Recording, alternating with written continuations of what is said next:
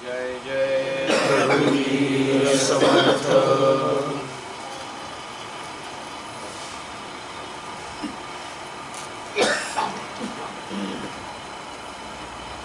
गुरुर्ब्रह्मा गुरुर्विष्णुर्गुरुर्देव महेश्वरः। गुरुः साक्षात् परब्रह्म तस्मै श्री गुरवे नमः। श्यामाम्बुदाभमरविन्दविशालनेत्रं बन्धूकपुष्पसदृशाधरपाणिपादं सीतासहायमुदितं धृतचापबाणं रामं नमामि शिरसा रमणीयवेषम्। मनोजवं मारुततुल्यवेगं जितेन्द्रियं बुद्धिमतां वरिष्ठं वातात्मजं वानरयूथमुख्यं श्रीरामदूतं शरणं प्रपद्ये। योऽन्तः प्रविश्य मम वाचमिमां प्रसुप्तां सञ्जीवयत्यखिलशक्तिधरस्वधाम्ना। अन्यांश्च हस्तचरणश्रवणत्वगादीन् प्राणान्नमो भगवते पुरुषाय तुभ्यं। कुण्डलीकवरदा हरिविठ्ठल श्री ज्ञानदेव तुकाराम पंढरीनाथ महाराज की जय। माऊली ज्ञानेश्वर महाराज की जय। श्री सद्गुरुनाथ महाराज की जय। जय जय रघुवीर समर्थ।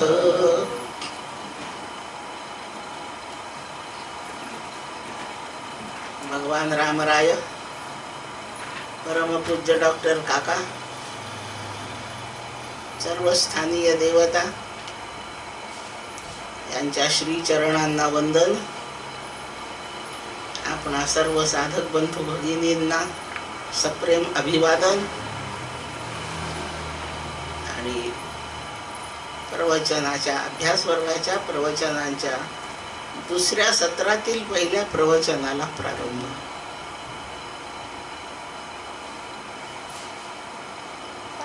पूर्वमीमांसेचा परिचय करून घेणं सुरू आहे। त्यांच्या अनेक तत्वांचा परिचय झाला आहे, अजून पुष्कळ राहिले आहेत। एकेका तत्वाचा सविस्तर परिचय आपण नाही करून घेतला, पण थोडीशी ओळख आणि काही महत्वाचे मुद्दे लक्षात ठेवावे या हेतूने श्रवण आपण केलं आहे।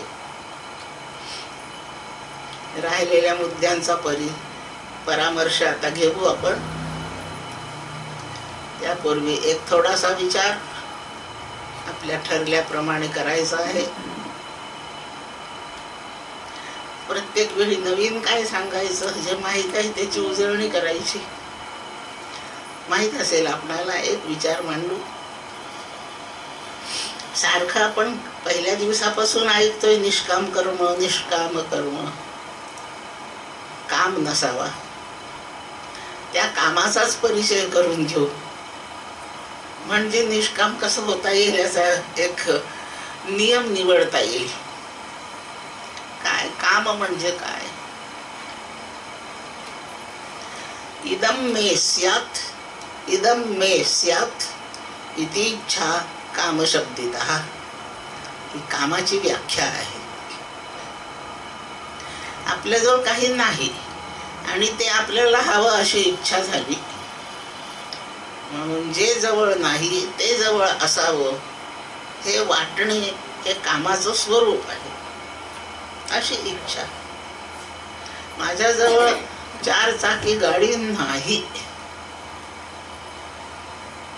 दुसऱ्यांच्या गाडीत बसून पुष्कळदा फिरले म्हणून असं झालं की मला वाटायला लागलं की आपल्याजवळ गाडी नाही, ती आपल्याजवळ असावी।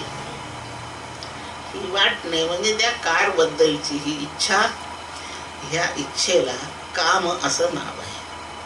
सर्वसाधारण व्यापक दृष्टीने काम शब्दाचा अर्थ जवळ नसलेली वस्तू हवी असं वाटणे एवढाच आहे। आणि मग त्याला वेगवेगळ्या छटा प्राप्त झाल्या आणि काम शब्द थोडासा बदनामही होऊन पडला. काम शब्दाचा सर्वसामान्य अर्थ आपल्या वाङ्मयाने जो करून दिला आहे तो हे माझ्याजवळ नाही ते माझ्याजवळ असावं हे वाटणे बस. स्कूटर नाही हवी, गालीचा नाही हवा, पाणी प्यायला काचेचा पेला नाही हवा, पेन मध्ये रिफिल संपून गेली ती नाही ती हवी, थोडेसे नोट्स घ्यायला वही जवळ नाही हवी. इतक्या मामूली गोष्टी सुद्धा जवळ नाहीत अशी परिस्थिती उत्पन्न होते. त्याच्यापासून कधी कधी काम अडतं, कधी अडत नसतंय पण हाऊस असते. बरं आहे 2 रिफिल जवळ असलेल्या एवढी गरज नसते, हाऊस असते. कापडाच्या दुकानात तुमच्यासाठी कपडा आणायला मी जाते, तुम्ही सोबत असता. मला काही घ्यायचं नसते, घरून संकल्प नसतो, पण तिथे तुमच्या पुढे जर 10 वस्त्रांचा ढीग टाकला, त्यातल्या एका वस्त्रासारखं माझ्याजवळ नाही, अशी आपल्याजवळ साडी नाहीये, लागलीच वाटतं अशी साडी आपल्याजवळ नाही, याला लागलीच दुसरी इच्छा तयार होते, मग ती आपल्याला असावी. गरज नाही, संकल्प नाही, परिस्थिती अशी ओढवते की आपण ते घेतो. कधी कधी गरजेपोटी इच्छा होते, कधी कधी हौशी पोटी होते. गरजेपोटी झालेली इच्छा कधीच पाप करवित नाही आणि हौशी पोटी झालेली इच्छा प्रत्येक वेळी पापच करवते. म्हणून पापमुक्त राहायचं असेल तर गरजेशिवाय कधी काही घेऊ नये असा साधारण नियम ध्यानात ठेवू. थोडक्यात आपल्याजवळ हे नाही ते आपल्याला हवं आहे, या वाटण्याला काम म्हणतात. काम शब्द पुल्लिंगी आहे, त्याचं स्त्रीलिंगी रूप कामना असं आहे. आणि सर्वसाधारण व्यवहारात काम कामना या अर्थाने इच्छा शब्द वापरला जातो. आता हा बहुरूपी आहे काम, खूप रूपे धारण करतो. त्याच्या रूपांचाच थोडासा परिचय आपण करून घेऊ. म्हणजे कोणत्याही रूपाने आला तरी हा काम आहे, हा त्याच्या मर्यादेत आहे, आपल्या गरजेच्या मर्यादेत तो काम आहे, तोपर्यंत काही त्रास नाही. पण ती मर्यादा त्यांनी जर ओलांडली तर त्याचा त्रास सुरू होतो. त्या कामाचा वेगवेगळ्या रूपांचा आपल्याला परिचय घ्यायचा. पहिल्या प्रथम इच्छा हे त्याचं मूळ रूप, पहिलं रूप इच्छा. आणि अर्थ सांगितला, ते जवळ नाही, त्याची गरज आहे, ते आपल्याला असावं हे वाटलं, ती इच्छा आहे. आणि एकदा इच्छा झाली की ते मिळवण्याचं कर्म सुरू होतं. त्या कर्माविषयीचे मग संकल्प होतात. कशा तऱ्हेचं असावं, किती लहान मोठं असावं, केवढ्या किमतीपर्यंत असावं, आपल्याच देशातला असावा का बाहेरून देशातून मागवावं, हे सगळे नंतर तयार होणारे विचार आहेत. पहिला प्रथम हे नाही, ही परिस्थिती हवी हे वाटणे, ते घ्यायचं हा संकल्प, आणि त्यानंतर प्रत्यक्ष मिळवण्याची कृती सुरू होते, इच्छा. ती या वैषयिक गोष्टींबद्दलच जास्त आहे, म्हणूनच इच्छा खराब आहे. माझ्याजवळ आता राम नाही असलेला मला जाणवत नाही, आणि तो माझ्याजवळ असावा असं कधीच वाटत नाही.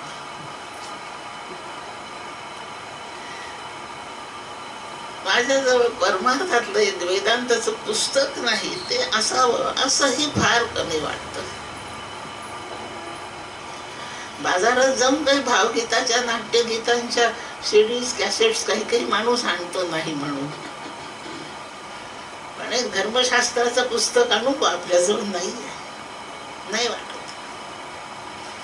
प्राकृत लोकांना इच्छा होतात, त्या प्राकृतच म्हणजे ऐहिकाच्या इच्छा होतात. आणि ऐहिकाच्या इच्छांच्याच बद्दल निष्काम कर्म करा असा उपदेश आहे. मला राम भेटावा, मला मोक्ष मिळावा काही कामच आहे, पण तो निष्काम करावा असं काही उपदेश नाही. त्याची इच्छा न ठेवणे हे फारच चांगलं आहे, पण हा संवादी काम आहे म्हणून शास्त्रांनी तेवढी मान्यता दिली. आज तो इच्छा शब्दाचा अर्थ समजला. ती इच्छा झाली, पुष्कळ धडपड केली त्या इच्छेच्या पूर्तीसाठी, नाही पूर्ण झाली.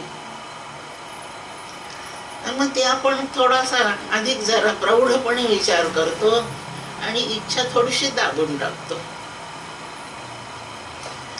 त्या दबलेल्या इच्छा आतमध्ये तशाच असतात, अतृप्त इच्छा. त्यांचे ठसे चित्तावर उमटतात. फोटोग्राफिक फिल्म सारखं चित्त आहे. थोडस जरी एक्सपोजर झालं तरी ती फिल्म लागलीच बिघडते. ताबडतोब ती इम्प्रेशन घेते. चित्त अगदी तसंच आहे. चित्तावरून चित्ताच्या दारावरून जरी काम गेला तरी एक इम्प्रेशन चित्तावर उमटतच. अशी इच्छांचे जे ठसे संस्कार चित्तावर उमटून राहतात. याच जन्मात ते पुन्हा प्रकट होतात. ती या जन्मात आपण इच्छा पुन्हा पूर्ण करून घेतो, कदाचित नाही होत. ती इच्छा विस्मरणात सुद्धा निघून जाते, पण ठसा पुसला जात नाही. हेच चित्त पुनर्जन्मामध्ये नवीन देहात शिरतं. हा स्थूल देह इथे पडतो, पण लिंग देह पुढे तसाच जातो. त्या लिंग देहाचा घटक चित्त आहे. हे ठसे घेऊन ते चित्त चाललं. स्थूल देह मिळाला की ते चित्तावरचे ठसे वळवळायला लागतात आणि त्या देहात बेचैन करतात. तिथे त्याच्या पूर्तीची तयारी सुरू होते. चित्तावर अतृप्त इच्छांचे जे संस्कार उमटलेले असतात त्या ठशांना संस्कारांना वासना असं नाव. आणि ह्या संस्कारासह चित्त जाणारे पुढे म्हणजे वासनेसह जात. असे जर ठसेच नसतील तर त्यांच्या पूर्तीसाठी पुन्हा देहाची गरजच नसते ना. मग देहाची प्राप्ती या संस्कारांमुळे होते. म्हणून जन्म घेणे लागे वासनेच्या संगे असा अभंग झाला. इच्छा पूर्ण झाली. जे काय हवं होतं ते छान आवडीसारखं मिळालं. इच्छा पूर्ण झाली. तरी त्या वस्तूचं विस्मरण होत नाही. पुन्हा गेले की हेच घेईन मी, असंच घेईन. खूपच छान आहे नाही का, त्यांना द्यायसाठी हेच घेईन.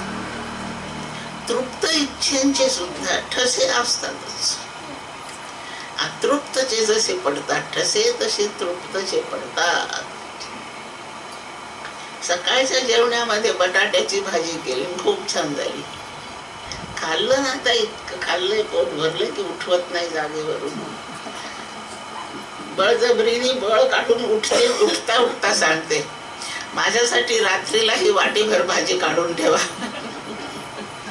खूप खाल्ली, इतकी मोठी तृप्त झाली. नाही यांनी काढून ठेवली ती वाटीभर भाजी. रात्री जेवायला बसताना विचारेल मगाची ठेवली आहे ना भाजी, तरी तुम्हाला 4दा सांगितलं होतं. नाही ताई विसरलं तर आम्ही उद्या पुन्हा करू. आता उद्याच उद्या. चित्तावर तृप्तीचा सुद्धा ठसा आहे, लक्षात ठेवा. मग इच्छा तृप्त आहे की अतृप्त याचा नाही प्रश्न, ती इच्छा आहे हिचाच प्रश्न आहे फक्त. ते वासना रूप, संस्कार रूप. आणि लक्षात ठेवू, हेच चित्त जितके जन्म होतील तितक्या जन्मासाठी चालतं. लिंगदेह तोच असतो. तत्वज्ञानाचा उपदेश झाला, अभ्यास झाला, गुरूंचा अनुग्रह झाला, साक्षात्कार झाला, त्याच दिवशी लिंगदेह भंग पावतो. तोपर्यंत तोच लिंगदेह सुरू. इच्छांचं सूक्ष्म स्वरूप अत्यंत वाईट आहे. ते वासना पाहिलं, इच्छेचं दुसरं रूप. इच्छा नाही झाली पूर्ण. ठरवलं होतं आज एका मॉल मध्ये जायचं, नाही जाणं झालं. फार महागाचं ते मॉल आहे, तेवढे पैसे जवळ नव्हते. त्या ठिकाणीच लागले. पुन्हा मनात येतं पुढच्या वेळी आले की मग जरा जास्त पैसे घेऊन ये. पण या मॉल मधून हे तर घ्यायचं, मला मिळेलच ते. भविष्य काळामध्ये आपली इच्छा पूर्ण होईल असं गृहीतच धरायचं. आज नाही. ते घर बांधायचं होतं, पोराचे शिक्षण चालू आहेत, तेवढा पैसा नाही पुरला, पण माझं घर होईल. रिटायर्ड झाल्यावर जे पैसे मिळतील ना त्याच्यामध्ये घर बांधेल, होईलच घर. आज होत नाही पूर्ती, इच्छेची पूर्ती आज होत नाही, पण भविष्य काळात ती होणार हे गृहीत धरून चालणे, हे इच्छेचं स्वरूप आहे. या स्वरूपाला आशा असं नाव आहे. इच्छा भविष्य काळात पूर्ण होणार हे गृहीत धरूनच चालणे. आणि माणूस मोठा गोंडस वाणी वापरून म्हणतो, आशेवरच तर माणसं जगतात. आणि आशा ही एक शृंखला आहे. शृंखला म्हणजे साखळी, बेडी. ती जर पायात बांधली तर चालता नाही येत, जखडून टाकते. एका जागीच त्याला स्थानबद्ध करते ती साखळी. पण आशा अशी विचित्र साखळी आहे, ती ज्याला बांधली तो जास्त वेगाने धावतो. की हे आता कुठे आणखीन 60वे वर्ष होईपर्यंत वाट पहा, लोन काढून बांधून घेऊ आधी करतो, जास्त धावतो. आशा नाम मनुष्याणां काचिद आश्चर्य शृंखला यया बद्धा प्रधावन्ति मुक्तास्तिष्ठन्ति पंगुवत्. त्यांना आशा नावाची साखळी बांधलेली नाही, ते जागेवरच स्थिर राहतात. आणि आशा साखळी बांधली की धावतात. अशी विचित्र आहे ही आशा. इच्छेचं हे रूप वासना झालं, आता हे आशा झाली. आहे ना आपल्या जवळ एक साडी, आहे ना मला, दुसरी पाहिजे पण नाही का. बाजारात गेलो पुन्हा पुन्हा येणं नाही होतो, एक घ्यायची 2-3 घेऊनच ठेवतो. आणखीन पाहिजे, आणखीन हवं आहे. ते आणखी आणखी ही जी हाव आहे, हे इच्छेचं तिसरं रूप आहे. मराठीत आपण त्याला हाव म्हणतो, संस्कृत शब्द तृष्णा असं आहे. ही त्याची तहान आहे, क्षमतच नाही. आणि कितीही मिळालं तरी पाहिजे. आणि तृष्णेचा परिणाम आपल्याला कळला. अब्जावधी रुपयांच्या नोटा जाळून टाकल्या. त्या नोटा कुठून आल्या, कशातून आल्या? त्या तृष्णेतून आल्या. तृष्णा. किती पगार वाढला म्हणजे तुम्ही तृप्त व्हाल असं विचारलं, काय उत्तर द्या?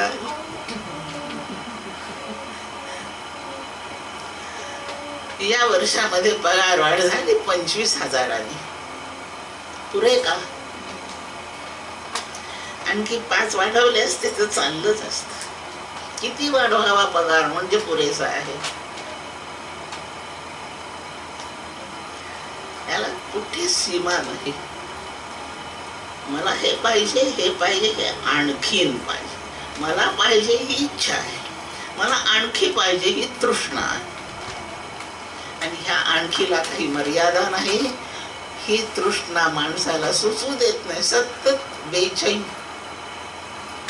ते तितकं झालं पाहिजे. एका खोलीचं घर 1 रूम किचन मध्ये सुद्धा राहता येतं. 1 BHK असलं तर बरं होईल. मिळालं. पुरत नाही हो. मग 2 BHK नाही तसं ठीक आहे म्हणा, पण आम्ही दोघं असतो तर ते पुरतं. पण आणखीन कोणी आलं म्हणजे 3 BHK. किती BHK झालं म्हणजे समाधान आहे?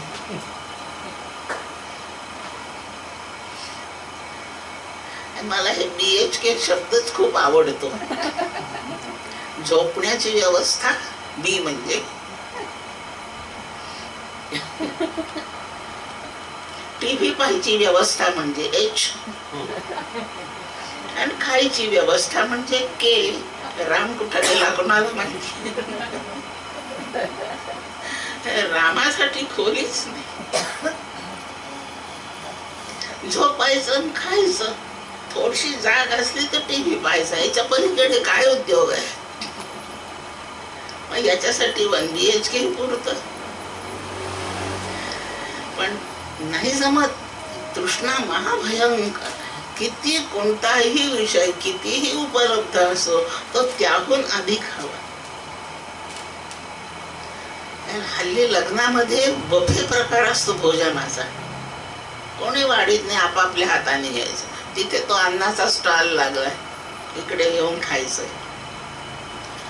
कोण तिथे पुन्हा जाईल? कोणी वाढत नाही. घ्या, त्या थाळीमध्ये मावत नाही, घेतच राहत. ही तृष्णा आहे. त्याला माहित नाही का आपण किती खातो हे, पण तो घेणारच. एक पुरी पुरते त्याला, पण तो आणखी 2 घेऊनच ठेवायला.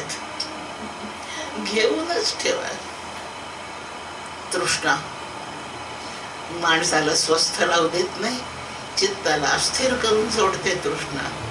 हा इच्छेचा, कामाचा हा प्रकार आहे. गरज वाटते, वस्तू विषयांची गरज वाटते, त्याच्याशिवाय अडतंय असं वाटतं.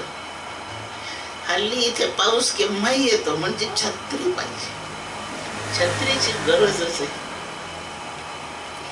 आणि समजा छत्री नाही नेली, भिजलो तर घरी आल्यावर ते ओले कपडे बदलायला कोरड्या कपड्यासाठी आणखी 2 सेट घरी नकोत का? हवेत. धुणारी नाही आली, आजचे कपडे पारोशे राहिले तर उद्याची काय व्यवस्था? आणखीन 1 सेट नको? श्रोता म्हणून असं मांडी घालून बसावं लागतं. कपडे चुरगळतात. तशाच कपड्यांनी प्रवचन करायला व्यासपीठावर बसायचं का? म्हणजे 2 तर पाहिजे ना सेट, एक प्रवचन करण्यासाठी आणि एक ऐकण्यासाठी. प्रत्येक गोष्टीची गरजच वाटते, ते अत्यावश्यक आहे असं वाटतं. पण परमार्थामधला एखादा विषय जीवनामध्ये गुरु आवश्यक वाटतच नाही. रामकृष्ण आवश्यक वाटतच नाही. जप करावा, भगवद्गीता वाचावी आवश्यक वाटतच नाही. देवपूजा करावी, नैवेद्य दाखवावा ह्याची गरजच वाटत. सकाळी नाश्ता म्हणजे पाहिजेच. तब्येत बिघडली तरी आम्हाला सवय आहे ना, मी घेतलंच खाऊन. नाश्त्याची गरजच आहे. 12 वाजता जेवण्याची गरजच आहे. आणि हल्ली हे डॉक्टर मंडळी आपल्या ह्या गरजा फारच वाढवतात. तुम्ही किती 2-2 तासांनी खात जा.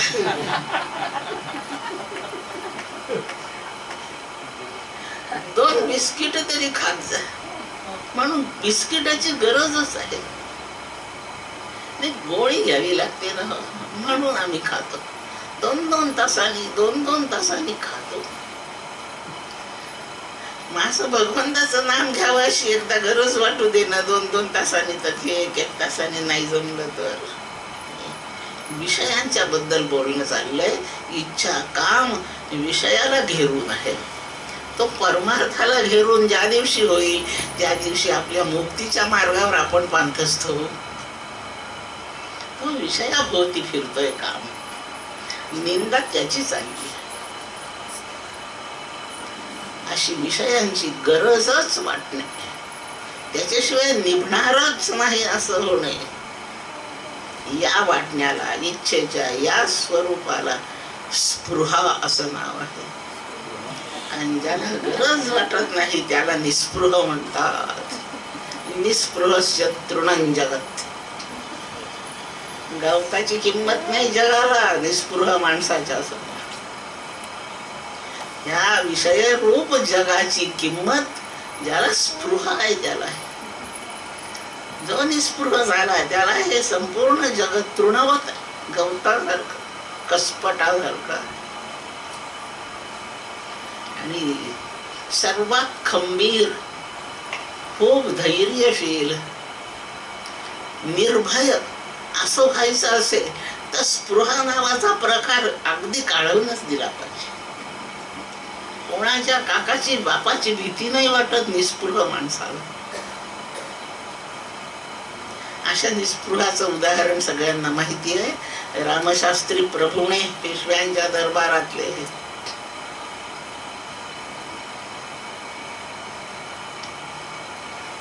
न्यायाधीश होते. ते नारायणाची हत्या झाल्यानंतर न्यायदानाचा प्रसंग आहे.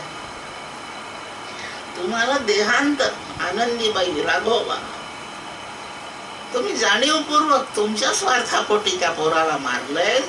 देहांत शासन. आणि आनंदीबाई गरजल्या. तुम्ही कोणाशी बोलताय रामशास्त्री?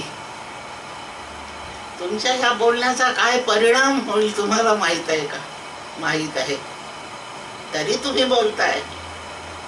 माझं सामान बांधून बाहेर दाराच्या तिथे तयार आहे आणि माझा एकच पाय आत आहे, एक बाहेर आहे. तुम्हाला न्याय सुनावतो आणि निघतो. तुम्हाला देहांत शासन आहे. यासाठी तिथल्या नोकरीची, तिथल्या त्या मोठ्या पदाची काहीही अभिलाषा नाही. निस्पृह. या पेशव्याच्या राज्यातलं मला काहीही नको. न्यायाधीश निवृत्त झाला तर त्याला केवढ्या सन्मानाने बंगला मिळतो, पेन्शन मिळते. या सगळ्याला लाथ मारली आहे मी. इतकंही येण्याची इच्छा नव्हती, पण न्यायाधीश आहे म्हणून न्याय सुनावल्याशिवाय जाणे योग्य नाही म्हणूनच आलोय. निस्पृहस्य तृणं जगत्. स्पृहा हे इच्छेचं एक रूप.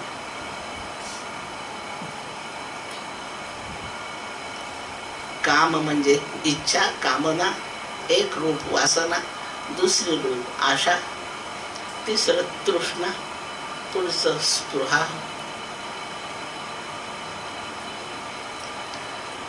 जेव्हा आपल्याला आपल्या ताकदीने आपली इच्छा पूर्ण करून नाही घेता येत तेव्हा असं सहज मनात येतं, यांनी एक मला घेऊन दिली पेन तर काय बिघडतं.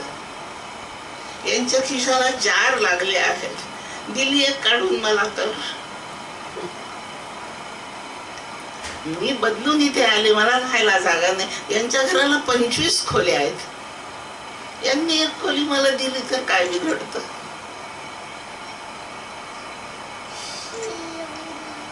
गर्दी आहे गाडीमध्ये, जागा नाही, प्रवासी सगळे बसलेले.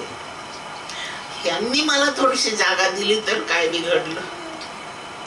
माझ्या इच्छेची पूर्ती करायला जेव्हा माझी शक्ती कमी पडते तेव्हा असं वाटतं माझ्यासाठी दुसऱ्याने ते करावं. ती वस्तू त्यांनी मला घेऊन द्यावी, माझ्यासाठी त्यांनी त्याग करावा आणि माझी इच्छा पूर्ण करावी. तसं केलं तर त्याचं काय कमी होणार आहे. असं वाटतं. हे इच्छेचंच रूप आहे. याला अपेक्षा म्हणतात. दुसऱ्याने आपली इच्छा पूर्ण करावी हे वाटण्याला अपेक्षा म्हणतात. अपेक्षा नेहमी दुसऱ्याकडून असते. ज्याला अपेक्षा आहे त्याची राम उपेक्षा करतो. ज्याला अपेक्षा नाही त्याची अपेक्षा राम करतो. त्या भक्ताने माझ्याकडे यावं असं त्याची इच्छा होती. उपेक्षे कदा राम दासाभिमानी. त्याला दास म्हणतात ज्याने इच्छांचं विसर्जन केलं आहे. काही अपेक्षा नाही. त्याची उपेक्षा कदा रामरूपी असे ना. आपल्याला जर वाटत असेल परमात्मा आपल्याला प्रसन्न व्हावा, असावा, तर निरपेक्ष व्हावं. अपेक्षाच म्हणजे दुसऱ्याने माझ्यासाठी काही करावं हे कदापि वाटू नये. उलट आहे, मी दुसऱ्यांच्यासाठी उपयुक्त व्हावं असं वाटत राहावं. तुका म्हणे फार थोडा तरी उपकार, दुसऱ्यांसाठी मी काहीतरी करावं थोडं बहुत. तुका म्हणे आता उरलो उपकारापुरता, त्यांनी मला काही द्यावं हे तुक्याला वाटतच नाही. तुक्याला वाटतं मी यांना काही द्यावं. असा निरपेक्ष झालेला. अपेक्षाच मुळात इच्छा असली म्हणजे ती पूर्ण करून घेण्यासाठी माणूस काय काय नाही करणार. त्यात दुसऱ्याने माझी इच्छा पूर्ण करून द्यावी हे वाटणे, आणि दुसऱ्याने केली पूर्ण इच्छा त्याचं मिंध होऊन जीवन काढावं लागतं. उद्या त्याच्याकडे काही अडचण आली म्हणजे जाणे भाग पडतं. नाही गेलं तर तो म्हणतो मी कसं यांच्याकडे धावलो, यांना काही माणुसकी नाही. हे सगळे सामाजिक अनर्थ फक्त अपेक्षेवर अवलंबून आहेत. अपेक्षा नाहीच, अपेक्षाच.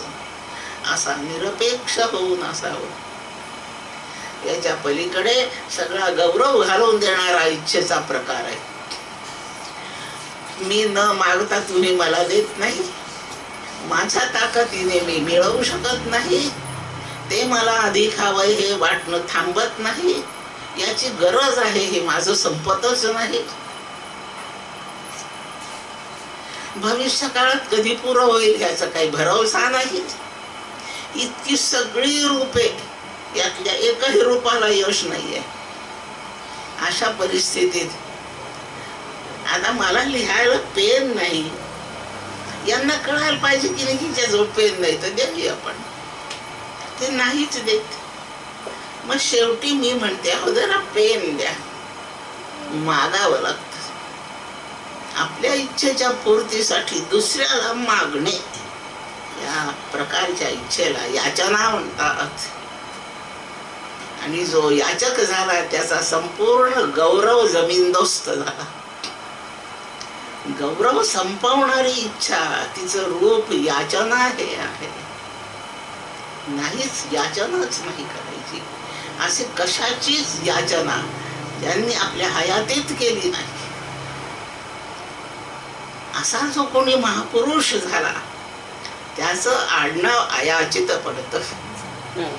आणि ते अयाचित असणारे जे लोक आहेत त्यांची समाजात पूजा होते. नाहीच मागायचं. आपलं आडलं असेल तरी नाही मागायचं. त्याच्याशिवाय जसं जगता येईल तसंच जगायचं.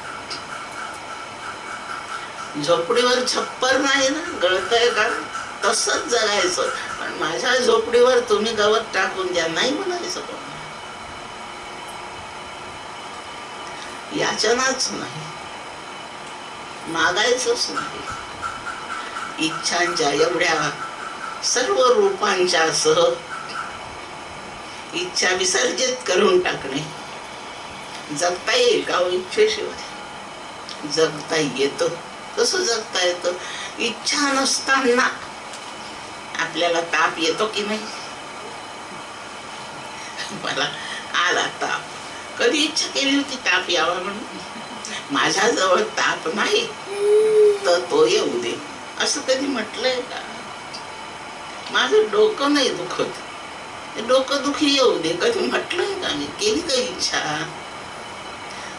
दुखणं जसं न मागता येतच तसं सुख सुद्धा न मागता येतं. कारण आपल्याला न मागता देण्याची व्यवस्था प्रारब्धाने करून ठेवली आहे.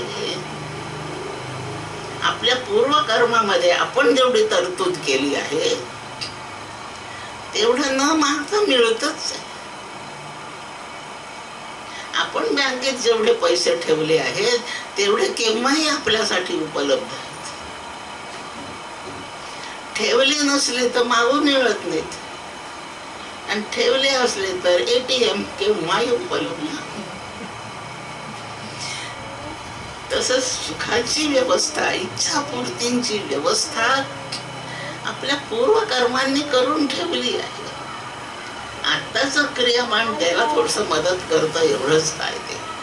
म्हणून धर्मशास्त्रात इच्छापूर्तीचा जो विधी मावत असेल, संमत असेल, त्या विधीने इच्छापूर्तीचं काम करावं. नाही तर आहे तैसंच राहणे.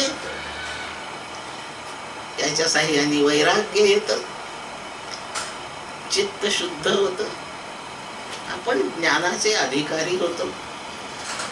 ज्ञानाच्या अधिकारानंतर मोक्षाची व्यवस्था सिद्ध असतेच. याप्रमाणे हे इच्छांचे सगळे प्रकार आपण शिकलो. लक्षात ठेवायला काही कठीण नाही. याच्यामध्ये कामाचं सर्वात उग्र रूप कोणतं असेल तर स्त्री पुरुष संबंधाबद्दलची इच्छा ही सर्वात भयानक आहे. बाकीच्या इच्छा दुर्दम्य नसतात, त्यांचं दमन करणे शक्य होतं.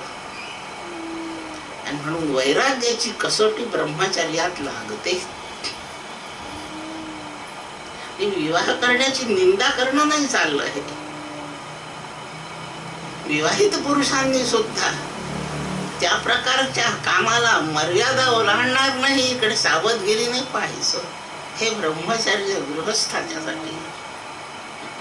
विवाह झाला नाही म्हणजे तो ब्रह्मचारी असं आपण म्हणतो, शक्य नाही हे.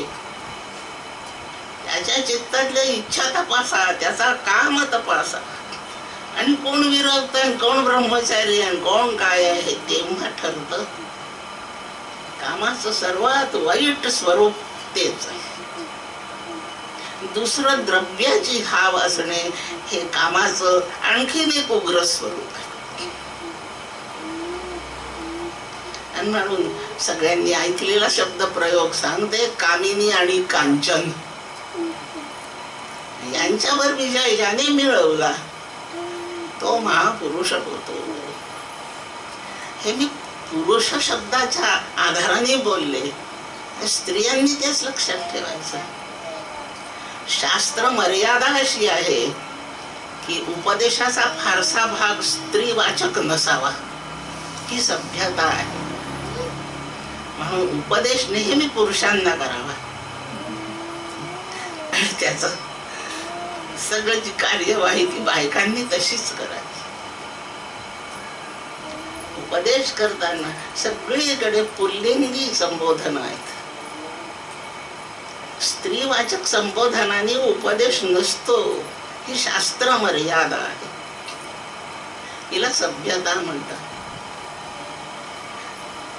कामाविषयीच ऐकलं, खूप ऐकलं.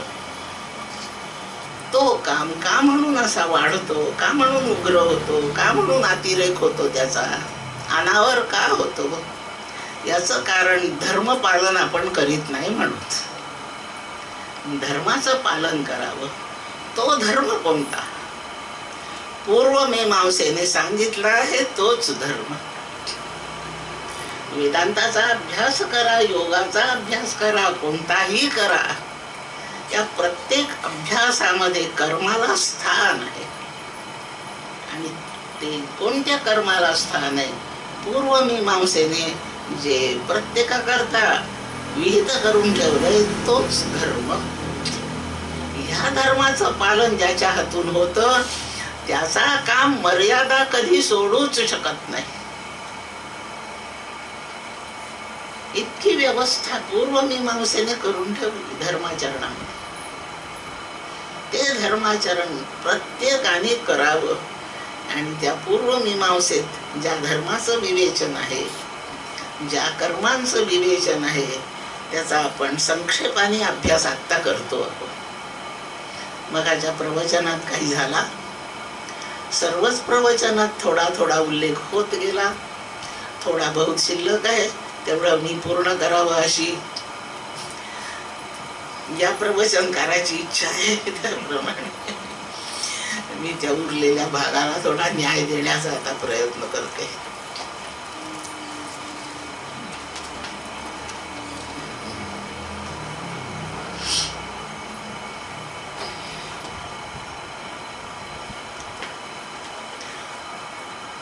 एवढ्या क्रमाने मुद्दे पाठ नाही, म्हणून मी इथे त्या काय आहे मुद्दा तेवढा पाहून वाचून मग पुढे बोलते. पृष्ठ 20 वर आहे. पृष्ठ 20 वर आपण सध्या पोहोचलो आहोत. धर्म आणि अधर्म यांची प्रमाणे 3 आहेत. पहिल्यांदा धर्म म्हणजे काय आणि अधर्म म्हणजे काय. इष्टफल देण्याकरता जे कर्म असतं ते कर्म आणि त्याचं आचरण याला धर्म म्हणतात. अनिष्ट फल देणारं जे कर्म आणि त्याचं आचरण त्याला अधर्म नाव आहे. इष्टफल आपल्यासाठी समजून त्याला स्वर्ग आहे, मला स्वर्ग पाहिजे, मग माझं इष्टफल स्वर्ग आहे. ते शास्त्राने सांगितलंय, कारण यांनी म्हटलंय स्वर्ग हाच मोक्ष आहे, म्हणून तो प्रत्येकाने मिळवला पाहिजे. म्हणून स्वर्ग हे माझ्या इच्छेची अपेक्षा आहे. इच्छा माझी तशीच आहे की मला स्वर्ग लाभ व्हावा. त्यासाठी जे कर्म आणि त्या कर्माचं आचरण हा धर्म आहे. उदाहरणार्थ कोणता तरी एक यज्ञ, तो यज्ञ केला असताना मी स्वर्गाला जाऊ शकते. माझं इच्छित फल स्वर्ग, त्यासाठी आवश्यक कर्म यज्ञ. म्हणून यज्ञ आणि त्या यज्ञाचं प्रत्यक्ष आचरण एवढं मिळून धर्म तयार झाला. अनिष्ट फल, ज्याने ऊर्ध्वगती मिळत नाही पण अधोगती मिळते, अशा अधोगतीचं जे कर्म आणि त्याचं आचरण याला अधर्म म्हणतात. पूर्वमीमांसेने उदाहरण दिलेत त्याच्यासाठी. एक स्वर्गाचं उदाहरण दिलं, ते सांगितलं. अधर्मासाठी उदाहरण आहे दुसऱ्याचं द्रव्य हरण करणे, अपहार करणे, चोरी करणे. दुसऱ्याच्या द्रव्याचा अपहार केला असताना अपहार करणारा अधोगतीला जातो, नरकात जातो. म्हणून चोरी करणे हा अधर्म आहे. हे उदाहरण पूर्वमीमांसेने एका सूत्रात दिलं आहे. अधर्माची व्याख्या अनिष्ट फल प्राप्त करून देणारं कर्म आणि आचरण अधर्म होय. इष्ट फलाचं, शुभ फलाचं, आपल्याला लाभ करून देणारं जे कर्म तो धर्म होय. आता हा धर्म आहे, हा अधर्म आहे, हे कोणत्या कसोटीवर घासून ठरवायचं, त्याची काय प्रमाणे आहे. या प्रमाणाच्या कसोटीला उतरलं का मग हे आचरण धर्म आहे. अशी कोणती प्रमाणे आहेत, त्याची 3 प्रमाणे पूर्वमीमांसेने सांगितली. पहिलं प्रमाण वेद आहे, दुसरं प्रमाण स्मृती ग्रंथ आहे आणि तिसरं प्रमाण आचार आहे. ही 3 प्रमाणे आहेत. वेद हे शब्द प्रमाण म्हणवलं जातं. वेदांनी तसं लिहिलंय का या बाबतीत, मग ठीक आहे, हे योग्य आहे. सगळ्या गोष्टींच्या उत्तमतेची कसोटी वेदांनी लावून घेतलेली आहे आणि वेद तसं सांगत राहतो. तस्मात् शास्त्रम प्रमाणन्ते. शास्त्र म्हणजे वेदच. या वेद ह्याच शास्त्राने आपण निवडलेलं कर्म योग्य आहे की अयोग्य आहे, धर्मरूप आहे का अधर्मरूप आहे, हे ठरवता येतं. चोरी करणे, पहा वेदामध्ये काय लिहिलंय. चोरी करण्याने अधोगती प्राप्त होते आणि म्हणून चोरी करणे हा धर्म आहे. वेदांचा एवढा अभ्यास आपल्याच्याने फारसा होत नाही. एवढे बारकावे आपल्याला वेदातून माहीत नाहीत आणि म्हणून वेदांच्याच नियमाप्रमाणे सर्वसामान्यांच्या आचरणाकरता अनेक ग्रंथ जे पुढे झाले ते सगळे स्मृती ग्रंथ. अशा स्मृतीतले 2-3 नाव मनुस्मृती आहे. वेदाच्या आधारे दैनंदिन आचरणाकरता कसे नियम आहेत हे मनूने सांगितले. पराशर स्मृती आहे, त्या ऋषीने सांगितले. आणि श्रीमद भगवद्गीता ही पण स्मृतीच आहे, व्यासांनी सांगितले. हे स्मृती ग्रंथ अभ्यासावे. आणि आपण निवडलेलं कर्म धर्मात जमा होतं की अधर्मात जमा होतं हे ठरवून घ्यावं आणि मग त्या कर्माचं आचरण करावं धर्म म्हणून. हे दुसरं प्रमाण स्मृती ग्रंथांचं. आणि तिसरं प्रमाण आचार. स्मृतीतून हे कळलं नाही, वाचलं तरी उमजलं नाही, वेदातून तर नाहीच कळालं, पण हे कर्म निवडलंय. हे धर्मात बसतं की अधर्मात बसतं आपली बुद्धी निर्णय देत नाही. त्यावेळेला त्याचं प्रत्यक्ष प्रॅक्टिकल करावं, ते आचरूनच पाहावं. आणि आचरून शुभ फल मिळालं तर ते धर्मामध्ये जमा झालं आणि म्हणून पुन्हा प्रसंग आला तर त्याचं आचरण करायला हरकत नाही. त्याच्या प्रॅक्टिकल मध्ये जर आपल्या विरोधी उत्तर मिळालं, फळ जर अशुभ मिळालं, तर आपण निवडलं होतं ते कर्म अधर्म आहे असा निर्णय करावा आणि तो अधर्म आहे म्हणून इतर पुढे करू नये आणि आपल्या अनुभवाने आपण जगाला सांगावं असं करू नका. आपण आंबट ताक वापरतो, कढी करतो, भांड घरात फक्त लोखंडाची कढई आहे, मग लोखंडाच्या भांड्यामध्ये तांब्याच्या भांड्यामध्ये कढी करायची का? वेदात कुठं लिहिलेलं दिसत नाही. स्मृती काही पाहिलं पण तांब्याच्या भांड्यात लोखंडाच्या भांड्यात कढी करा असं कुठं लिहिलेलं दिसलं नाही. आपल्याला तर कढी करायची आहे, भांड तर तांब्याचं आहे, मग करू का त्याच्यात कढी? काय निर्णय बुद्धी नाही काही सांगू शकत, प्रत्यक्ष करा. तांब्याच्याच भांड्यात कढी करा, प्रयोग करा. आणि ते जर बाधक ठरलं तो पदार्थ अधर्मात जमा झालं ते कर्म आणि ते आरोग्याला हितावह ठरलं तर ते धर्मात जमा झालं. मग जगाला सांगा धिंडा, अहो कढी केली तांब्याच्याच कढईत करीत जा. आणि अधर्मात जमा झाला असेल, नाही हो ताकासाठी तांब्याचं भांड नका वापरू. हे प्रमाण कोणतं प्रमाण आहे? प्रत्यक्ष प्रयोग, आचार प्रत्यक्ष करून पाहायचा. असं जर एखादं नवखं कर्म पुढे आलं, वेदातून निर्णय काढता आला नाही, आपल्याला सांगणारा सापडला नाही, स्मृती ग्रंथात वाचायला मिळालं नाही, कृतीच करून पाहिजे. याप्रमाणे आचार हे तिसरं प्रमाण आहे. प्रत्यक्ष प्रॅक्टिकल हे त्याचं तिसरं प्रमाण आहे. प्रत्येक वेदांचे मंत्र ब्राह्मण असे दोन भाग आहेत.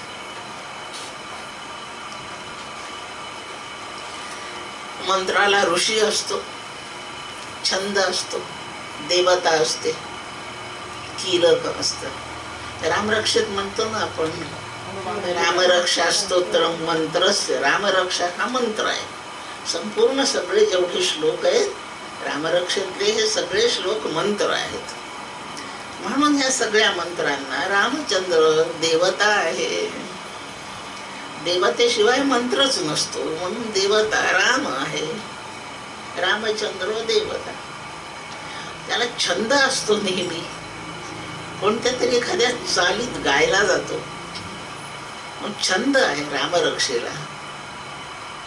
बहुतांश श्लोकाला अनुष्टुप छंद आहे, बाकीच्या याला काही 2, 4, 5 श्लोक वेगळ्या छंदात आहे, पण छंद आहे, गाता येतो. अनुष्टुप छंद हा. मंत्राला शक्ती असते, ती शक्ती आपल्या कामना पूर्ण करू शकते. त्या शक्तीच्या द्वारे आपल्या सगळ्या अपेक्षा पूर्ती होते.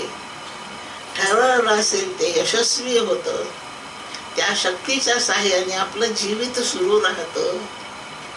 रामरक्षा स्तोत्राची शक्ती सीता आहे. मग शक्ती अनुकूल करून घेता आली पाहिजे.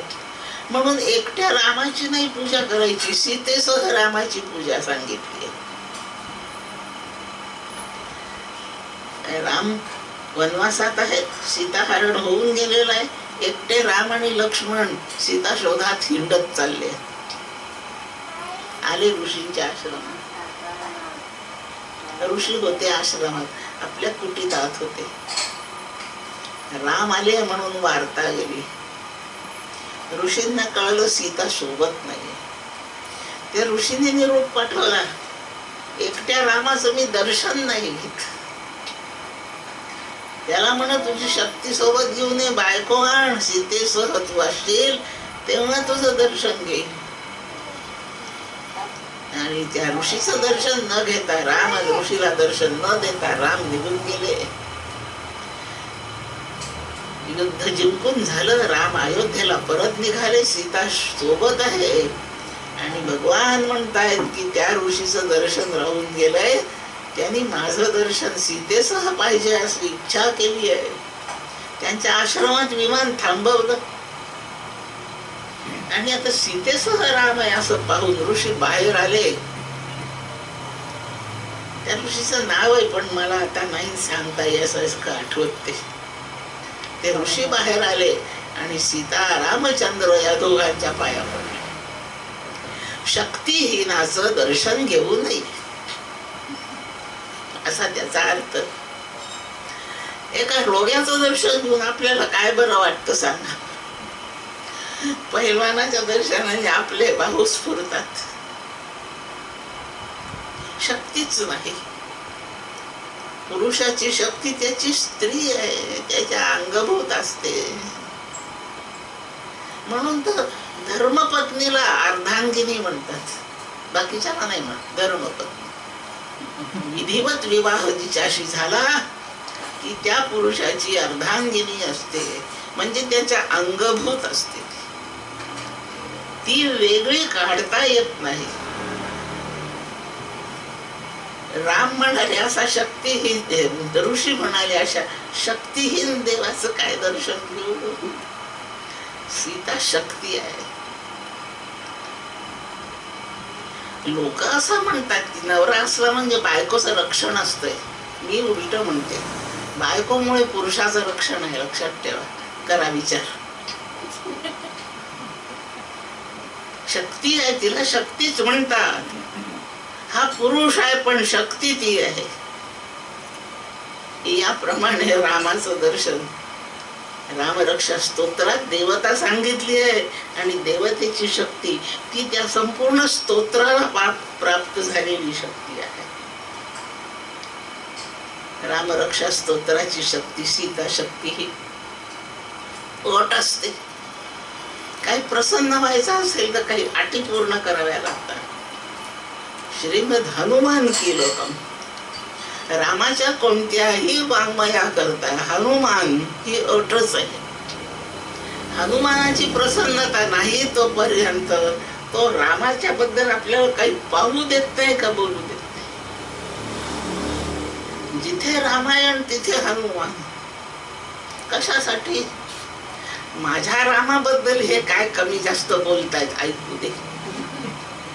कमी बोलले तर शेपटीचा एक तडाखा, आणि माझ्या रामाबद्दल हे जर खूप छान बोलले तर त्यांना रामाला जसं खांद्यावर घेतलं तसं खांद्यावर घेऊन फिरे. त्या रामाबद्दल कोणी काही वाचतो का? काय वाचतो, काय बोलतो? राम प्रसन्न व्हायचे असतील तर आधी हनुमान प्रसन्न करावा लागतो. म्हणून राम मंदिरामध्ये प्रवेश करण्याच्या आधी दारावर मारुतीचं दर्शन घ्यायचं. तो सांगेल हरकत नाही, जा आतमध्ये. हनुमान कीलकम, कीलक म्हणजे किल्ली.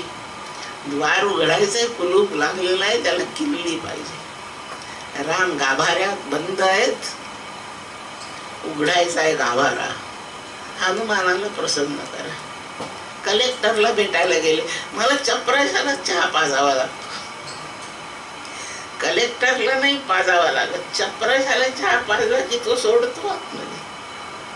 त्याला नाही चहा पाजला की तो म्हणतो साहेब कामात आहे, तुम्ही थांबा 2 तास. हनुमानाला प्रसन्न करावं आणि मग रामदर्शनाला चलावं. हनुमान कीलकम, त्याचा विनियोग असतो. तो मंत्र, ते स्तोत्र कशासाठी वापरायचं?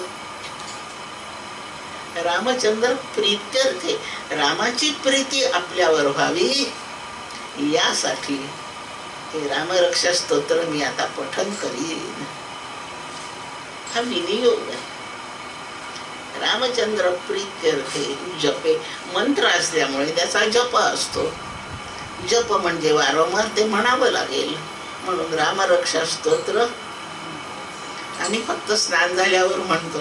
जपण्याचा कितीदाही म्हणत राहा, काही फरक पडत नाही. याप्रमाणे मंत्र, याच्यामध्ये काय सांगतायत? वेदांमध्ये असे 2 भाग आहेत, मंत्र आणि ब्राह्मण. गद्य रूपाने लेखन करून खूप उपदेशाचं काम ब्राह्मण ग्रंथ करतात. त्याच्यात सगळ्या कर्मांची विधाने सांगितली, विधी सांगितले. मंत्र एक प्रकारे सारांश रूपाने, सूत्र रूपाने बोलतात. ब्राह्मण भाग त्याचा विस्ताराने सगळं विवेचन सांगत असतो. असे वेदांचे भाग आहेत. मंत्राने अनुष्ठानकाली अर्थाचे स्मरण होत राहते. थोडक्यात असतं सूत्ररूप, म्हणून एवढा मोठा विस्तार एक लहानशा मंत्राने होऊन जातो. असा मंत्राची भूमिका आहे. आणि ब्राह्मण भाग प्रत्यक्ष विधी कसा करतात, पूर्ण प्रोसिजर सांगण्याचं काम ब्राह्मण ग्रंथ करतात. एक सूत्र सांगितलेलं आहे, यावत जीवन अग्निहोत्रम जुगुया स्वर्ग कामाः. ज्यांना स्वर्गाची इच्छा आहे त्यांनी अग्निहोत्राचं अनुष्ठान करावं. अग्निहोत्र म्हणजे यज्ञाचंच एक स्वरूप आहे. ते आपण यज्ञ प्रकरणामध्ये विशेषत्वाने ऐकू.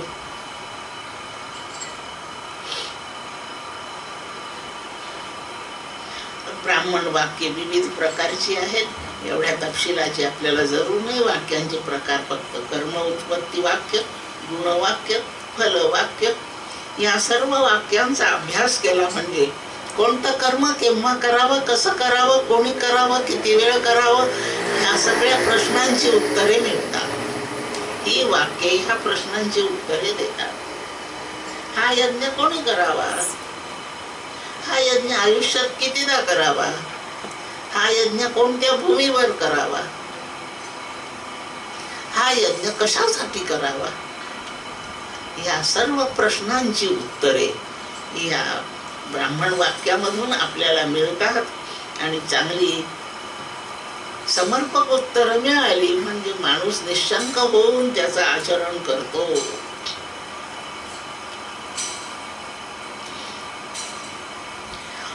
विधी शब्दाचा अर्थ करण्याला योग्य गोष्ट, आणि त्याचं पूर्ण आचरण म्हणजे सुद्धा विधीच.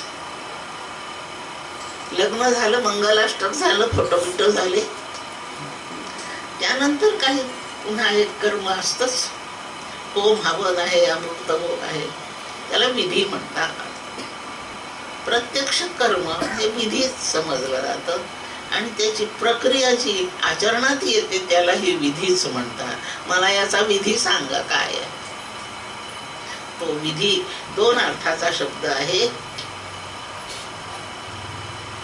हे पूर्वमीमांसा हे दर्शन निरीश्वरवादी आहे. ईश्वर मानित नाही.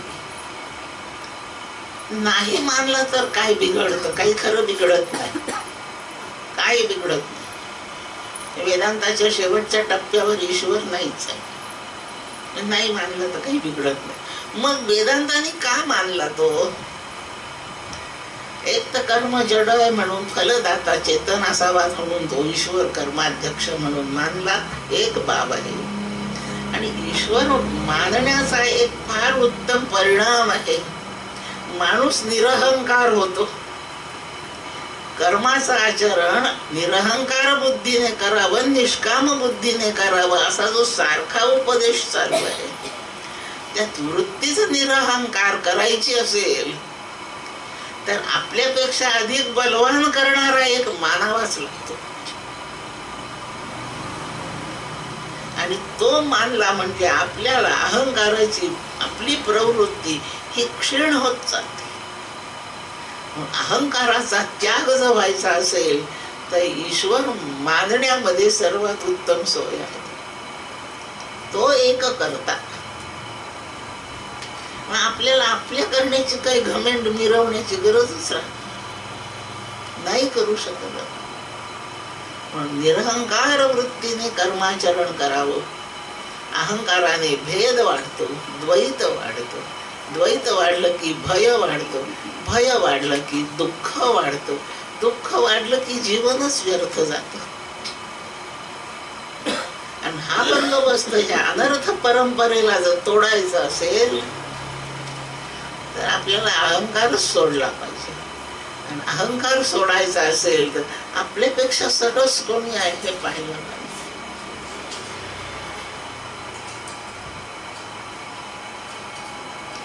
एका गावाचा एक राजा होता. खूप विद्वान होता, धर्माचरणी होता, आध्यात्मिक अभ्यास करणारा पण होता. पण आपण खूप मोठे आहे असं त्याला सतत वाटत असे.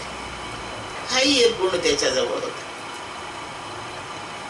त्याच्या गावामध्ये एक पंडित राहत होते, फार विद्वान, गुरुकुल चालवायचे ते. पुष्कळ छात्र त्यांच्याकडे होते. त्या राजाने पंडिताला बोलावून पाठवलं. पंडितजी आणि पंडितजी आले राजाकडे. सामोपचार समाचाराची बोलणे आटोपली आणि पंडितजी विचारतात, मला इथे बोलावण्याचं प्रयोजन? पंडितजी, मला की नाही भगवद्गीतेवर ग्रंथ लिहायचा आहे. पुष्कळ अभ्यास केलाय गीतेचा, आता ग्रंथच लिहीन म्हणतोय. वा, खूपच छान, आनंद झाला तुमची इच्छा ऐकून. थोडस मार्गदर्शन व्हावं म्हणून तुम्ही गीतेवरच्या काही तुमच्याकडे असलेल्या 4-2 टीका मला पाठवून द्या. लिहिणार तर मीच माझ्या मनानेच सगळं, त्याची काही नक्कल नाही करणार.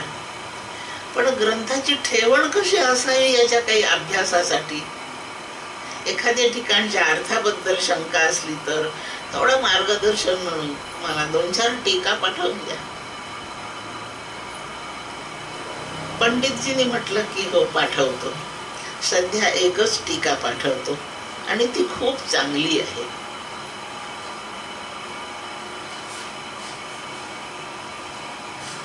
असं करा ना पंडितजी, ती टीका पाठवा, पण तुम्ही एकदा चर्चा करायला पण या ना माझ्याशी.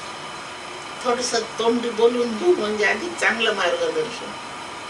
पंडितजी म्हणाले, मी दुसऱ्या एका विद्वानाला पाठवतो आणि एक टीका पण पाठवतो. तुम्ही त्याच्याशी चर्चा करा, तो तुमचं सगळं समाधान करील आणि पुन्हा काही अडलं तर मी आहेच. पंडितजी निघून गेले. एक 17-18 वर्षाचा पोरगा पंडितजींनी राजाकडे पाठवला. याच्याशी तुम्ही काय चर्चा करा, त्याच्यासोबतच मी टीका पण पाठवली आहे, तिचं वाचन करा, काही अडचण असली तर कळवा. आणि त्या राजाने त्या पोराला पाहून विचारलं, तुला माझ्याशी चर्चा करायला पाठवलंय? होय. हे पोरग गीतेवर काय बोलणार आहे, मला काय मार्गदर्शन करणार, मी याला काय शंका विचारू? अजून याला शेंबूड नाही पुसता येणार आणि म्हणे गीतेवर मार्गदर्शन करी. पंडितांनी माझी चेष्टा केली.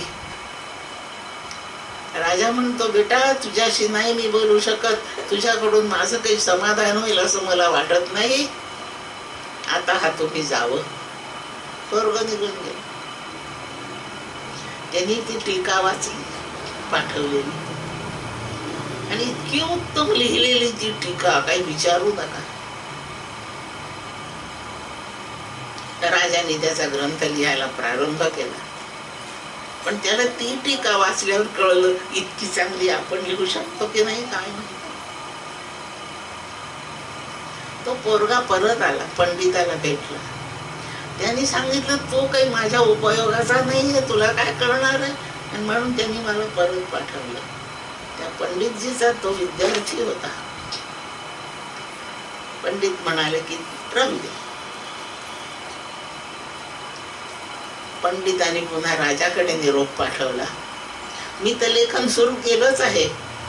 तुम्ही पाठवलेला जो टीका ग्रंथ आहे अतिशय उत्तमच आहे आणि मला असं वाटतंय की इतकं चांगलं मी लिहू शकेन की नाही. अतिशय उत्तम टीका आहे. ही कोणी लिहिली आहे पण त्याच्यावर नाव नाहीये. आणि पंडितजी म्हणतात, बा राजा, ज्या पोराला मी तुझ्याकडे पाठवलं त्याने लिहिलेला तो ग्रंथ आहे. आणि राजा एकदम आश्चर्यचकित झाला. संपूर्ण घमेंड उतरली त्याची. ज्याला मी तू काय माझ्याशी बोलू शकतो म्हणून परत पाठवला, त्याचं हे पुस्तक आहे. ह्या जगात एकाहून एक वरचढ आहे. आपल्याला कोणी वरचढ भेटला की आपला अहंकार जातो. ईश्वरा इतका वरचढ कोणी नाही. त्याला एकदा मानलं की आपल्या अहंकाराला काही स्थान राहत नाही. निरहंकार होण्याची अत्यंत उत्तम व्यवस्था वेदांत शास्त्राने केली, योगशास्त्राने केली. ईश्वरच मानून ठेवला. आता त्याच्या पुढे काय रडतो का बोलतो सांग. शेश्वर वेदांत शास्त्र निरीश्वर कर्मशास्त्र आहे. हे निरीश्वरवादी असलं तरी इंद्र, चंद्र, सूर्य, वरुण, अग्नी ह्या देवता ते मानतात, त्यांची पूजा करतात. महालक्ष्मी, महासरस्वती, महाकाली, दुर्गा, कात्यायनी ह्या देवतांनाही पण ते मानतात. म्हणून पूर्व मीमांसेमध्ये हे सगळे देव आहेत. ईश्वर नावाचं तत्व नसलं तरी त्या समाजाच्या, त्या विश्वाच्या धारणेकरता ज्या देवता नेमल्या त्यांना ते मानतात, त्यांची पूजा अर्चा उपासना सगळं करतात. सत्कर्म म्हणून काही कर्मांची निवड पूर्वमीमांसेने केली आणि या सत्कर्माच्या आचरणाने माणूस ऊर्ध्वगतीला जातो, चित्ताची शुद्धी होते. आणि निष्काम भावनेने कर्म केले तरी स्वर्ग हेच फळ त्याला मिळतं. स्वर्ग कामाने केली कर्मे तरी स्वर्ग हे फळ मिळतं. वेदांत फक्त निष्काम भावनेने कर्म केलं तर चित्तशुद्धी होते, असं फळ मिळतं. या फळावर वेदांत थांबतो. या प्रकारे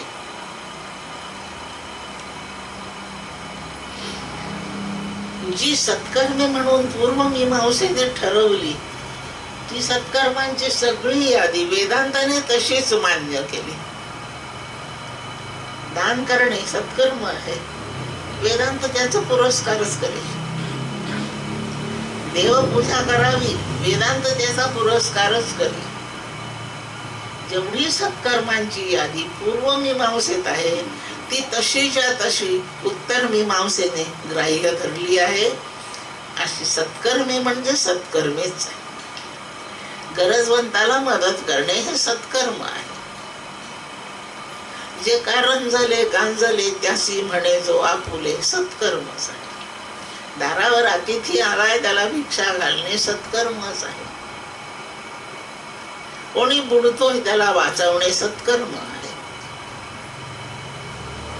कशासाठी कोणाचं काही काम अडलं त्याला मदत करणे सत्कर्म आहे. तीर्थयात्रा करणे सत्कर्म आहे. वेदाध्ययन करणे सत्कर्म आहे.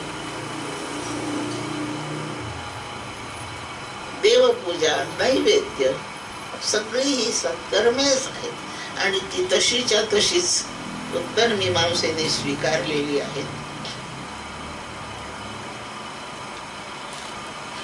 फरक फक्त दोन्हीत एवढं आहे, ती सत्कर्मे नेहमीच निष्काम असावीत असा वेदांताचा आग्रह आहे आणि पूर्वमीमांसेचा इष्ट फलासाठी कामना करून सत्कर्मे आचरावी याला मान्यता आहे. अमुक काही असेल तर त्याच्यासाठी हे करावं. आणि ह्या पूर्वमीमांसेच्या याच आदेशाप्रमाणे राजा दशरथाने पुत्रेष्टी हा यज्ञ केला. जी कामना ठरवून आपण ठराविक प्रकारची सूचित झालेली कर्मे आचरून त्याचं ते इच्छित फल ताबडतोब मिळतं. कांक्षन्तः कर्मणां सिद्धिं यजन्त इह देवताः क्षिप्रम ही मानुषे लोके सिद्धिर्भवती कर्मजा. कर्माच्या द्वारे सिद्धी तात्काळ मिळते. विचाराने सिद्धीला वेळ लागतो, कर्माने ताबडतो. अशा इच्छा करणारे देवतांची पूजा अर्चा करतात. राजा दशरथाने तेच केलं. यज्ञद्वारा त्यांनी आपल्या इच्छेचं संपूर्ण विधान मांडलं आणि त्याची कामना पूर्ती झाली. राजा दशरथाने पुत्रेष्टी केला. इष्टी शब्दाचा अर्थ कामनेने केलेला यज्ञ, त्याला इष्टी म्हणतात. असा केला आणि साक्षात अग्निनारायणच प्रकट आहे. काय पाहिजे? पुत्र पाहिजे, घे, दिला. या देवतांना सामर्थ्य असतंय आणि त्यांच्या सामर्थ्याप्रमाणे ते फल देत राहतात सगळे देव. अग्निदेवाची आराधना झाली, अग्निदेव प्रसन्न झाला आणि दशरथाच्या पदरात 4 पोरं घातले. एकही होत नव्हता तर 4 घातले. अग्नीची पूजा सकाम आहे. ते यज्ञ कर्म त्यांनी केलं ते सकाम आहे. आणि म्हणून सकाम कर्माने ते फल मिळतं, त्या कामनेचं फल. आणि त्याचं निष्कामाचरण केलं तर स्वर्गच मिळतो. स्वर्गाची कामना केली तरी स्वर्ग मिळतो. आता इकडे वेदांत काय म्हणेल? सकाम कर्म केलं तर तेच कामनेचं फल मिळेल, बरोबर आहे. आणि निष्काम केलं तर फक्त चित्तशुद्धी होईल. निष्काम आचरणाने फक्त चित्तशुद्धी होईल. आणि हीच वेदांताच्या अभ्यासाची पीठिका आहे. हीच भूमिका चित्तात तयार व्हायला पाहिजे. याप्रमाणे पूर्वमीमांसा असं बोलते.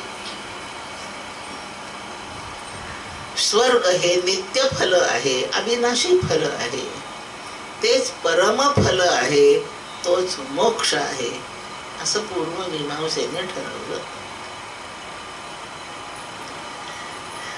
आणि सकाम पुण्याचरणाचं फल म्हणून स्वर्ग आहे. आणि कोणत्याही कर्माचं फल नित्य नसतं म्हणून स्वर्ग हे फल सुद्धा अनित्यच आहे, असं वेदांत सांगतो. मग अनित्य फल घेऊन काय होणार आहे? ये नाहम नामृतास्याम किंवा हंतेन कुर्याम. बृहदारण्यक वाचायचं, याचा निर्णय करायचा.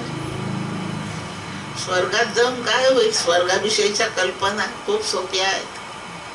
इथे जितके भोग आहेत हे सगळे भोग तिथे, फक्त यापेक्षा ते उत्तम दर्जाचे आहेत, दिव्य प्रकारचे आहेत. इथे 100 वर्षे जगतो, तिथे काही हजारो लाखो वर्ष जगता येतं. आयुष्य मोठं आहे. रोज इथे स्वयंपाक करून जेवावं लागतं, तिथे अन्न तयारच आहे. आणि मला असं वाटतं आयतं अन्न मिळावं अशी इच्छा करून पार होण्यापेक्षा स्वर्गाची इच्छा करून एखादा यज्ञ करावा. तयार अन्न, अमृताचे कुंभ भरलेलेच, काही शिजवावं लागत नाही, उकळावं लागत नाही, भाजावं लागत नाही, तयार अमृत आहे. आणि इथे म्हणजे 4दा, तिथे डॉक्टर नाही सांगत की 4दा खात जा. एकदा अमृत झालं की 4 दिवसही न खाल्लं तर चालतं. दिव्य देह असतो. इथे रंग काळा आहे, नाक मोठं आहे, डोळे बारीक आहेत, आवाढव्य जाडी वाढली आहे. तिथे कसे बांधे शोध दिव्य सुंदर देखणे रूप आहे. दिव्य देहाने तिथे राहतो.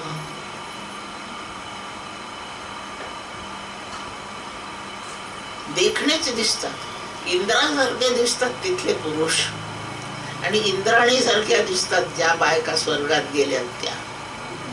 सुस्वरूप सगळ्या, सालंकृत असं तिथे आहे. आपल्या इथल्या झाडाची फुलं संध्याकाळपर्यंत टिकत नाही, वाळून जातात, कोमेजतात. तिथले फुलं टवटवीतच. असा बगीचा. असे आपले हजारो पार्क त्या नंदनवनावरून वाळून टाकावे, असं ते नंदनवन आहे. एखाद्या हिल स्टेशनला गेलो म्हणजे घोडसवारी करायला मिळते, असतात भाड्याचे घोडे.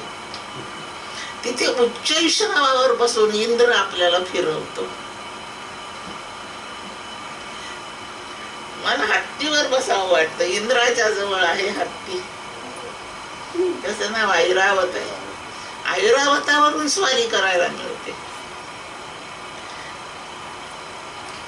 गर्दी फार झाली मग एकाच खोलीत 10 माणसं झोपायचे नाही. इतका मोठा स्वर्ग आहे, एकेकाला एक एक मोठं मोठं बेडरूम आहे. एसी चाललेलाच आहे, जास्त सगळं दिव्यच दिव्य. तो सुंदर आहे, मी तितका सुंदर नाही असं वाटण्याचं कारण नाही. दोघे सारखेच सुंदर. मला गाणं ऐकायला खूप आवडतं. तयार गाणारा तिथे गंधर्व आहेत, तिथे किन्नर आहेत, गातात. नृत्य करून पाहायला आवडतं. अप्सरा, ते डान्स बार आहेत तिथे सगळे. नाच पाहत बसा, गाणे ऐकत बस. 24 तास कोणतं तरी चॅनेल चालूच आहे. तिथली लाईन कधी जात नाही, लोड शेडिंग कधी होत नाही. अशी मजाच मजा. इथे जेवढ्या मजांचे प्रकार आहेत, हे दिव्य आणि भव्य स्वरूपात तिथे आहे. ते जे कोणतं स्थान, त्याचं नाव स्वर्ग असं. आणि हे सगळे स्वर्गकामी तिथे जातात. त्यांचा समाचार भगवद्गीता 9व्या अध्यायात घेतला आहे. आणि त्याचा समाचार उपनिषदाने मुंडकाने पण घेतलाय. ते स्वतंत्रपणे आपण वाचा. ते एकच वाक्य ध्यानात ठेवा. असं सगळं कुठपर्यंत? 5 स्टार 7 स्टार हॉटेलमध्ये किती वेळ राहायचं? खिशात पैसे आहेत तोपर्यंत. खिशात पैसे संपले की एक कप कॉफी सुद्धा त्या 5 स्टार मध्ये मिळत नाही. त्यापेक्षा टपरी हॉटेलवाला फुकटात दिली एवढी कॉफी. त्या 5 स्टार मध्ये पैसे संपले का खिशातले हो बाहेर. क्षीणे पुण्ये मर्त्य लोकम विशांती. याचा एक दृष्टांत सांगते. मला घरी आमच्याचकडे पाहायला मिळाला. अमरावतीला देवीचं देऊळ आहे. आश्विन महिन्यात नवरात्र, देवीची फार मोठी यात्रा. शेकडो दुकानं असतात वेगळ्या वस्तूंचे. लहान पोरं घेऊन लोक जातात दर्शनाला. त्या पोरांना काहीतरी वस्तू घेऊन दिल्याशिवाय त्यांची काही तृप्ती नसते. आता लहान पोराला समजवायसाठी फुगे विकत मिळतात. इतके दुकान त्या फुग्यांचे असतात. आणि प्रत्येक आईजवळ पोरगा असतं तर हातात एक फुगा असतो. प्रत्येक बाप एक फुगा घेऊनच चालतो.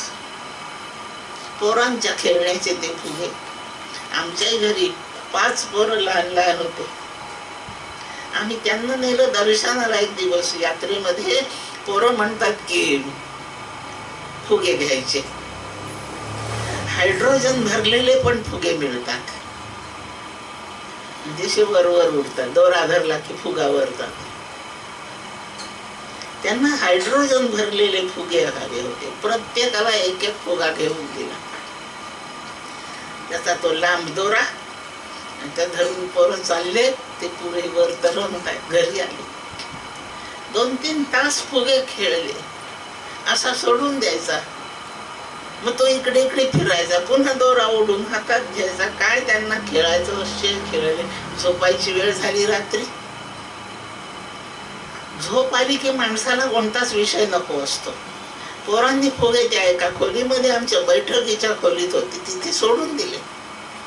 हायड्रोजन असल्यामुळे ते तरंगून वर केले आणि वरच्या छपराला जाऊन चिकटले सगळे. त्या खोलीतून माझ्या झोपायच्या वेळेला मी बाहेर पडले. म्हटलं पहा कसे फुगे चिकटलेत सगळे, डेकोरेशन झाले या खोलीचं. असं रात्री पाहून मी झोपले. सकाळी उठून पहिल्यांदा त्या खोलीत गेले. फुगे पाहायसाठी नव्हते गेले, पण तिथे पहिल्यांदा गेले तर सगळे फुगे जमिनीवर लोळत होते. वर एकही फुगा नव्हता. तो हायड्रोजन गॅस जसा कमी झाला तसं. आणि मी ताबडतोब काही म्हटलं असं, दक्षिणे पुण्ये मर्त्य लोकम विशंती. हायड्रोजन संपल्यावर उन्नत दशा राहिलीच नाही, गेले अधोगतीला. असं पुण्य संपलं की स्वर्गात गेलेले सगळे मृत्यूलोकी परत येतात. पूर्वमीमांसेचा इतकासा समाचार आपण घेतला आहे. हा पुरेसा नाही, पण आपल्याला एक लक्षात ठेवून हा समाज सुस्थितीत राहावा याची जर महत्वाची जबाबदारी कोणाकडे असेल तर पूर्वमीमांसेवर आहे. त्यांनी धर्मशास्त्र शिकवलं, कर्म शिकवलं, स्वधर्माचं कर्म शिकवलं, यज्ञ शिकवले. यज्ञ दान तप ही 3 साधने शिकवली आणि हा समाज स्वैराचारापासून मुक्त ठेवला. उन्नतीची व्यवस्था करून दिली. वेदांतांनी काही फार केलं नाही, एकच गोष्ट केली, तिथली सकाम कर्मे आहेत. आणि वेदांतांनी फक्त काही केलं असेल तर ती निष्काम करा एवढंच सांगितलं. आणि वेदांताला फार काही करावं लागलं. चित्तशुद्धीसाठी वेदांताच्या जवळ साधन नाहीये, ते त्यांनी पूर्वमीमांसेतून विकत घेतलं. आपण करतो ना, बाजारातून काही विकत आणतो खाद्यपदार्थ, त्याला तिखट मीठ कमी आहे, एक फोडणी देऊन घेतो आपण आणि मग खातो.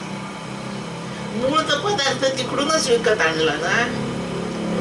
तसा चित्तशुद्धीचं साधन वेदांताने पूर्वमीमांसेकडून घेतलं आणि थोडस मॉडिफाय केलं. कामशब्द तसाच ठेवला. ज्यांचा प्रत्यय त्याला उपसर्ग स लागलाय, ज्यांनी त्याला निस करून टाकलं, ज्यांनी निष्काम केलं, काही नाही, एक फोडणी घातली. इतकी उत्तम व्यवस्था ह्या जगामध्ये फक्त पूर्वमीमांसेने केली. आचरणाची शुद्धी, आचरणाचा विधी, आचरणाचा तपशील. आपण सगळे जे आज सुस्थितीमध्ये आहोत. रस्त्याने केळं विकणाराची गाडी असते, तो गाडीवाला नसतो तिथे, भोवती फारसे कोणी नसतात, पण आपण त्यातलं एक केळ कधीच काढून खात नाही. हे कोणी शिकवलं? हे पूर्वमीमांसेने शिकवलंय. लक्षात ते त्याचं पोर तिथे रडत पडलंय, आईबाप जवळ नाहीये, आपण थोडा वेळ त्याची देखरेख करतो. कोणी शिकवलं? केला का कधी विचारायचा कोणी? हे पूर्वमीमांसेने शिकवलं. उत्तम वर्तनाची संपूर्ण उपदेशाची जबाबदारी पूर्वमीमांसेची आहे. आणि म्हणून संपूर्ण समाज जर सुस्थितीत असेल, आपण प्रत्यक्षपणे काही पूर्वमीमांसा वाचून नाही वागत, पण परंपरेने तेच वर्तन आपल्यापर्यंत झिरपत आलेलं. आपले आईबाप चोरी करीत नाहीत, हे पोरं पाहतात आणि म्हणून पोरं चोर होत नाहीत. मार्गाला लागलेला एखादा अपवाद सोडून द्या, पण उत्तम घराण्यामध्ये उत्तमच असतात पोरं. ही सगळी देणगी पूर्वमीमांसेची आहे. सर्वोच्च स्थान आचरणाकरता पूर्वमीमांसेने सिद्ध करून ठेवलं. इतका उत्तम आचार अन्य कोणत्याही धर्माने दिला नाही, कोणत्याही देशाने दिला नाही. हिंसेचं स्थान काय, अहिंसेचं स्थान काय, सत्याचं स्थान काय, असत्याचं स्थान काय, आप्त कोणाला म्हणायचं, परकीय कोणाला म्हणायचं, काय काय नाही केलं. कर्मशास्त्र, आणि म्हणून याला धर्मशास्त्र नाव आहे. आणि याच्यातल्या सगळ्या वाक्यांना धर्मसूत्रे असं नाव आहे. आणि आपल्याला आपलं जीवन खूपच उत्तम बनवायचं असेल तर अथा तो धर्म जिज्ञासा हे पहिलं सूत्र. ऐहिक पातळीवर सर्वोत्तम जीवन करायचं असेल तर फक्त पूर्वमीमांसा पुरते, पण जीवनाच्या तिथे पूर्णता नाहीये. एक पायरी पुढे जावं लागणार आहे. ती पुढची पायरी वेदांताने सांगितली आणि म्हणून वेदांताचं पहिलं सूत्र अथा तो ब्रह्मजिज्ञासा. हा अनित्याचा प्रांत आहे. तेवढ्या प्रांतात, द्वैत प्रांतामध्ये धर्म पुरेसा आहे, पण सुखरूप होण्याची व्यवस्था एक पायरी पुढे आहे. आणि त्या पुढच्या पहिल्या पायरीवर पाय ठेवताना आता तो ब्रह्मजिज्ञासा. आता नित्य फलाची कामना आहे, बाकी काय. आणि इह पर, पर म्हणजे यांच्या दृष्टीने स्वर्ग आहे. हे सगळं उत्तम व्हावं, या लोकी सुद्धा जीवन समृद्धीचं असावं. इथे दरिद्रीचा अशी काही कामना नाही या कर्मशास्त्राची. जोडोनिया धन उत्तम व्यवहारे हे पूर्वमीमांसेचं ट्रान्सलेशन तुकोबांनी केलं. पूर्ण मराठी अनुवाद एका अभंगात पूर्वमीमांसा तुकोबाने सांगितली. जोडोनिया धन उत्तम व्यवहारे उदास विचारे वेस करी. उत्तमची गती तो एक पावेल, उत्तम भोगील जीव खाणी. आणि काय काय आचरण करावं पूर्वमीमांसेने सांगितलेलं लक्षात ठेवू आपण. हे धर्ममीमांसा, कर्ममीमांसा, पूर्वमीमांसा ज्याला अभ्यासायचे, थोडक्यात कळून घ्यायचे, त्यांनी तुकोबांच्या फक्त एकाच अभंगाचा अभ्यास करावा बस. एवढा मोठा ग्रंथ एका अभंगात आणणे विलक्षण सामर्थ्य आहे तुकोबांचं. अशी पूर्वमीमांसेचा हा गौरव आहे. फक्त ते अपुरं आहे आपल्या जीवनाला धन्य करण्यासाठी. मग जे पूर्ण करतं ना त्याची किंमत नेहमी जास्त मानली जाते. 347 धावा काढायच्या आहेत जिंकण्यासाठी. 346 धावा बाकीच्या गड्यांनी काढून ठेवल्या. पुष्कळा उठवून गेले आणि एकच गडी शिल्लक राहिलाय, एकच चेंडू राहिलाय आणि एकच धाव पाहिजे. ज्याने तो शेवटचा एक रन मिळवून 347 पूर्ण केले त्यालाच डोक्यावर घेऊन नाचतात. 346 धावा दुसऱ्यांनी केल्यात. मॅच यांनी जिंकवून दिली म्हणतात. किती धावा काढल्या? एक. आपल्याला संपूर्ण जीवनाची बैठक पूर्वमीमांसेने करून दिली. शेवटचे धाव वेदांताने काढली. शेवटचे धाव वेदांताने काढली म्हणून जीवनाचा विजय वेदांताने मिळवून दिला असा अर्थ होतो. आणि अगदी खरं आहे. त्या गड्याने ती एक धाव जर नाही काढली तर त्याच्यामुळेच टीम हारली असं होतं की नाही सांगा.